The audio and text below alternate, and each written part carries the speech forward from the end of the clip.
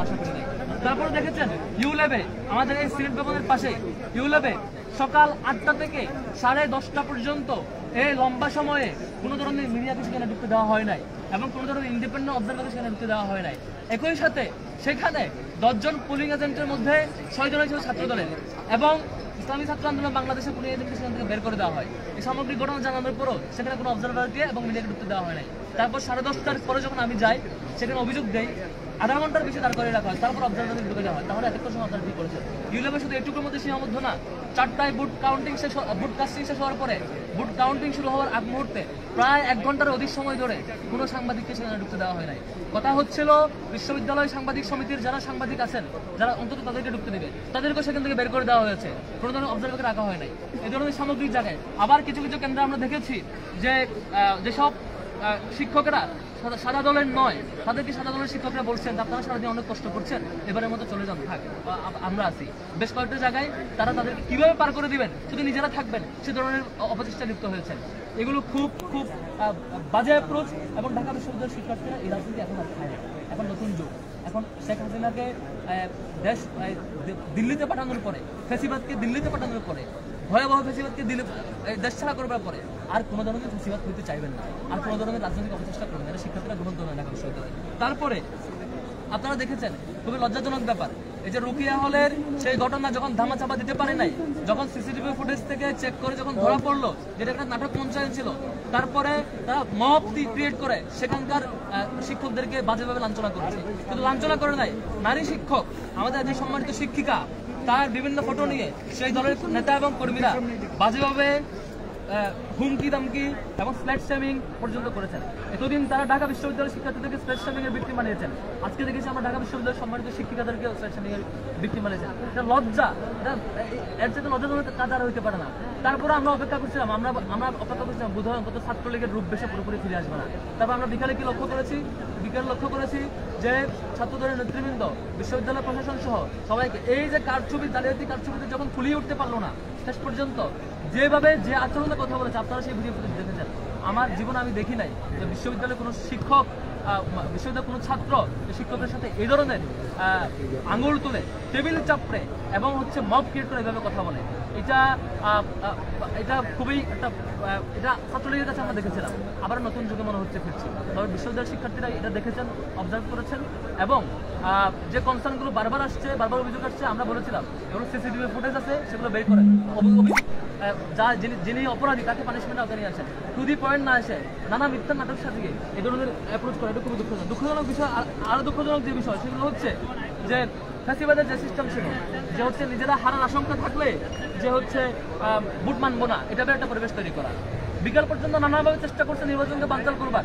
এর আগেও আমরা জেনেছি বিভিন্ন প্রবোস কমিটির মিটিংয়ে এবং নির্বাচন কমিশনের নানা মিটিংয়ে এই নির্দিষ্ট দলের শিক্ষকেরা ডাকসু কেন করা যাবে না এই ধরনের আর্গুমেন্ট দিতেন এবং নির্বাচনকে ডাকসুকে পিছনে ষড়যন্ত্র করে শুধুমাত্র শিক্ষার্থীদের দাবির প্রেক্ষিতে বিশ্ববিদ্যালয় প্রশাসন এটা আয়োজন করতে বাধ্য হয়েছে এবং এর আগ মুহূর্ত ডাকসুর পরিবেশটাই এমন তেমন বিভিন্ন আলাপ করে নির্বাচনকে পিছানোর চেষ্টা করেছে, সেটি পারেনি।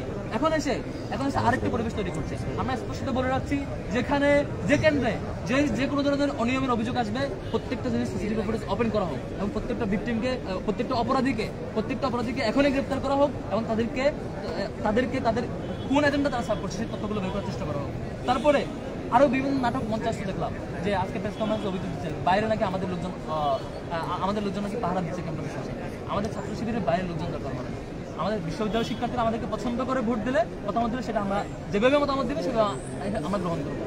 আমরা বরং দেখেছি বিশ্ববিদ্যালয়ের চারপাশে 9টি পয়েন্টে যুবদল এবং বিএনপির নানা নেতাকর্মীরা চারপাশে পাহারা দিচ্ছেন এবং শুধু সেলফি তুলে আপলোড দিচ্ছেন, যে একটা সিগন্যালের অপেক্ষা আছে। আপনার ফেসবুকে দেখবেন পোস্ট, একটা সিগন্যালের অপেক্ষায় আছে, নেতা আহ্বান করলে ঢুকে যাবো। তারপর নীলক্ষেতের এখানে দেখেছেন 2 গ্রুপে মারামারি পর্যন্ত করেছে। তারপর তুরনের এখানে দেখেছেন 2 ট্রাক নিয়ে লোকজন এসে, আপনার ফুটেজ অ্যানালাইসিস করেন, সবগুলো পাবেন। এইভাবে করে সারা এলাকায়, সারা রাষ্ট্র থেকে লোকজন নিয়ে, সারা ঢাকা সহ এবং চারপাশের জেলার লোকজন নিয়ে এসে পুরো ক্যাম্পাসটা একটা বিধিকর পরিবেশ তৈরি করা হচ্ছে। সেই দায়টা আবারও চাপানোর জন্য, যেমন 21 হলে সেই ছাত্র দলের প্যানেল ধরে যে ভোট জালিয়াতির যে ঘটনা, সেটি যখন স্পষ্ট প্রমাণ এবং তাকে সেটাকে প্রত্যাহার করা হলো, নিউজে কিছু তথ্য সহ আসলো, সেটিকে ধামাচাপা দেওয়ার জন্য রুকিয়া হলে একটা নাটক মঞ্চস্থ করা হলো। ঠিক 4-5 এই ঘটনা নাটক, এই ঘটনাগুলো এই তো মারামারি হলো এবং এবং আমরা দেখেছি ছাত্রদলের বিভিন্ন গ্রুপের মহানগর গ্রুপের চ্যাটিংগুলো আমাদের কাছে চোখে পড়েছে। তারা গ্রুপে বলছে যে হচ্ছে অমুক জায়গায় আসে, তমুক স্পটে আসে, তারা ঠিকই এসে আবার সেলফি দিচ্ছে যে নেতার নির্দেশনা দেখায়। এটা খুবই দুঃখজনক। ঢাকা বিশ্ববিদ্যালয়ের শিক্ষার্থীরা কোনো ধরনের এই ভূমিকা হয়ে পায়। ছাত্রলীগের এই বহিরাগত লোকজন নিয়ে এসে ছাত্রলীগ চেষ্টা করেছিল গত বছর জুলাইয়ে তারা নিয়ন্ত্রণে নেওয়ার। আপনারা এই চেষ্টায় ফিরে না। ছাত্রলীগকে অনুরোধ করবো, আপনারা গত 15 বছর বেশিরভাগ বিরোধী আন্দোলন করেছেন, বেশিরভাগ আন্দোলনের দীর্ঘ লড়াই সংগ্রাম করেছেন। অন্তত আবার ছাত্রলীগ হয়ে যায়েন না, আবার এই বহিরাগত নিয়ে এসে ক্যাম্পাসের শিক্ষার্থীদেরকে ভয় দেখাতে আসেন না। শিক্ষার্থীরা ভয় পায় না। ঢাকা বিশ্ববিদ্যালয়ের শিক্ষার্থীদের নিশ্চিতভাবে এটা খুবই দুঃখজনক এবং আমি ঢাকা বিশ্ববিদ্যালয়ের শিক্ষার্থীকে আবার আহ্বান করবো, আমরা যে কোনো অন্যায়ের বিরুদ্ধে সোচ্চার থাকবো, যে কোনো অপপ্রচার এবং যে কোনো হয়রানি এবং যে কোনো নাটক পঞ্চাশের বিরুদ্ধে সক্রিয় থাকবো এবং যে কেউ অন্যায় করলে, অপরাধ করলে, সে যেই হোক না কেন, তার বিরুদ্ধে আমরা শক্ত অবস্থান নিব এবং সেই ফুটেজ এবং তথ্য অ্যানালাইসিস করে তাকে পানিশমেন্ট আওতায় নিয়ে আসবো। আমি আমার মৌলিক কনসার্নগুলো আপনাদের সামনে উপস্থাপন করেছি। এবারে আমি কথা নিয়ে সাথে অনুরোধ করছি আমাদের বিজ্ঞতা ব্যাপারটা আপনাদের নাসিন। বিসমিল্লাহির রহমানির রহিম। আমরা প্রথমে দোয়া করছি। একজন সাংবাদিক কাজ করতে গিয়ে শহীদ হয়েছে, ইন্তেকাল করেছেন। আচ্ছা, কথা বলো, তবে কথা বলা যাবে না, প্লিজ একটু খাবার। আসসালামু আলাইকুম রহমতুল্লাহ। আমরা প্রথমে শ্রদ্ধার সাথে স্মরণ করছি আজকে আমাদের একজন সাংবাদিক বন্ধু তার কাজ পেশাদারিত্ব কাজ করতে গিয়ে ইন্তেকাল করেছেন। ইন্না লিল্লাহি ওয়া ইন্না ইলাইহি রাজিউন। আমরা আল্লাহর কাছে দোয়া করছি আমাদের এই সাংবাদিক বন্ধুকে আল্লাহ তাআলা জান্নাতুল ফেরদাউসে মেহমান হিসেবে কবুল করুক, আল্লাহুম্মা আমিন। সাদিক ভাই একটু জোরে বলবেন। প্রিয় সাংবাদিক বন্ধুগণ, আপনারা দেখছেন সকাল থেকেই আজকে ঢাকা বিশ্ববিদ্যালয়ে একটা উৎসবমুখর পরিবেশ বিরাজ করছে। গত 16 বছরে বাংলাদেশে আমাদের কোনো ভোটাধিকার ছিল না। জুলাই বিপ্লবের মাধ্যমে আজকে আমরা রাজনীতি পেয়েছি এবং আজকে ক্যাম্পাসে চমৎকার একটা গণতান্ত্রিক পরিবেশ নিশ্চিত হয়েছে। সকাল থেকে শিক্ষার্থীরা ক্যাম্পাসে আসছে, তাদের ভোট কেন্দ্রে যাচ্ছে, পছন্দের প্রার্থীকে ভোট দিচ্ছে এবং সেই উৎসবমুখর পরিবেশকে আমরা সবাই সেলিব্রেট করছিলাম। আমরা যখন সেলিব্রেট করছিলাম ঠিক সেই সময়ে আমরা দেখতে পাচ্ছিলাম আমাদের ডাকসু নির্বাচনকে বানচাল করার জন্য বিভিন্ন ধরনের ষড়যন্ত্র এবং চক্রান্ত হয়েছে। ইতিমধ্যে আমাদের জিএস প্রার্থী এসএম ফরহাদ সে ঘটনাগুলো ব্যাখ্যা করেছেন। আমরা দেখতে পেয়েছি সর্বপ্রথম ইউলেবে যে সেন্টার আছে সেই সেন্টারে পোলিং এজেন্ট যারা আছে এবং অবজারভার যারা আছে তাদেরকে ঢুকতে দেওয়া হয়নি প্রায় হচ্ছে 1.5 ঘন্টার মতো। এই সময় ওখানে কি হয়েছে সেটা আমরা জানি, প্রায় 2.5 ঘন্টার মতো। এরপরে আমরা 21 হলের আমরা দেখতে পেয়েছি স্টাফদের কারচুপি, একই সাথে আবার টিএসসির যে সেন্টার সেখানেও আমরা কারচুপি দেখতে পেয়েছি। আমাদের অবস্থান পরিষ্কার, যারা নির্বাচন বানচাল করতে চায় তাদের বিরুদ্ধে বিশ্ববিদ্যালয় প্রশাসনকে ব্যবস্থা নিতে হবে, তাদেরকে অ্যারেস্ট করতে হবে, তাদেরকে থানায় দিতে হবে এবং তাদেরকে যারা নির্দেশ দিয়েছে তাদেরকে খুঁজে বের করতে হবে। আমরা বিশ্ববিদ্যালয় প্রশাসনকে লিখিত অভিযোগ দিয়েছি। বিশ্ববিদ্যালয় প্রশাসন আমরা অনুরোধ করব দ্রুত সময়ের মধ্যে এই নির্বাচন বানচালের সাথে যারা জড়িত আছে তাদের সবার বিরুদ্ধে যেন দৃষ্টান্তমূলক বিচার আওতায় নিয়ে আসা হয়।